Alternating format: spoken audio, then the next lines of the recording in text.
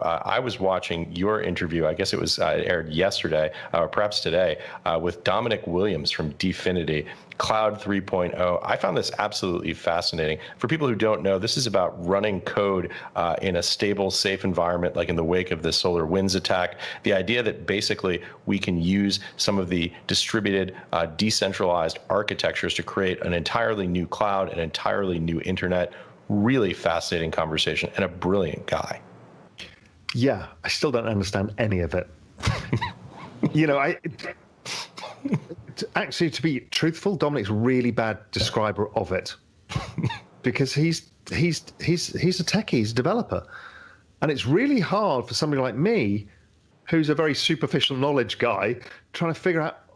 It sounds amazing, but everything sounds amazing, so I can't tell. And that's a feature of this space, is you really need to know your stuff. It's hard.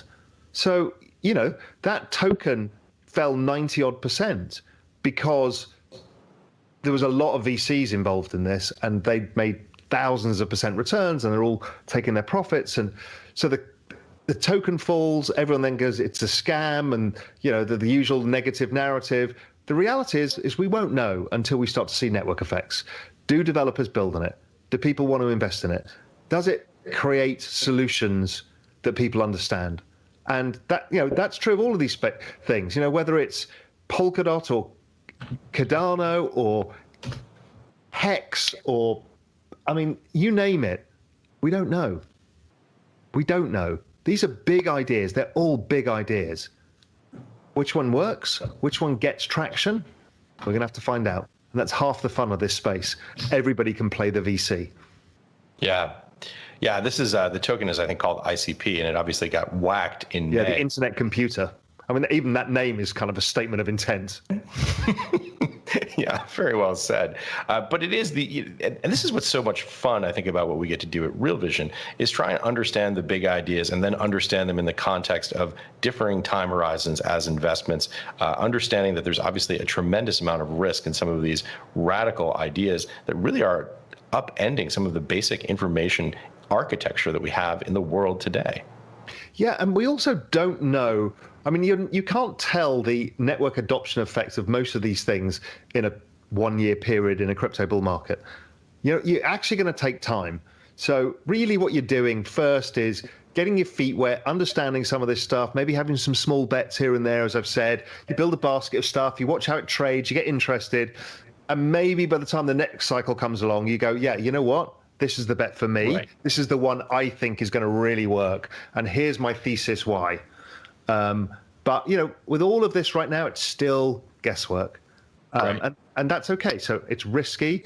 And it's like VC bets. So you have to size things accordingly. Very different to Bitcoin and Ethereum, which are proven network effects at scale. And that doesn't look like it's slowing down. So in which case, you've kind of got the validation for the time being that should continue to play out. The others are all part of the risk curve. So they just go up more when Bitcoin and Ethereum go up, and go down a lot more when they go down. And that's okay. Junk bonds work the same, used to work the same way. That's all changed. Emerging markets work the same way, and frontier markets. Markets always work like that. That's what risk curves are all about. Yeah, to me, what was so fascinating about Dfinity was the concept and the technology. Forget about the investment for the moment. Forget about the return. Just understanding the idea that the potential exists to build a world computer like Ethereum, but in a different way that potentially creates a secure space for code execution, where the data and the code that's being run can be isolated and segregated. Think about what the potential value of something like that could be, whether it's version 0.1, whether it's version 1.0 or version 2.0. These are technologies, these are ideas that are coming.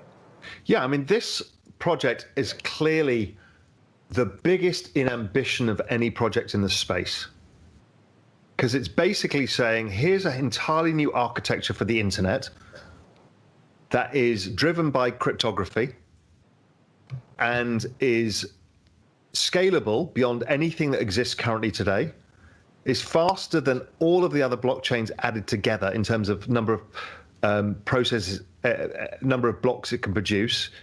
It is of a different order of magnitude. People are pretty cynical about it.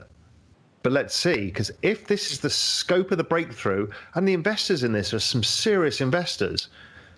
A16Z, Polychain Capital. Yeah, so let's see. Let's see. Give them the benefit of the doubt. Do your homework.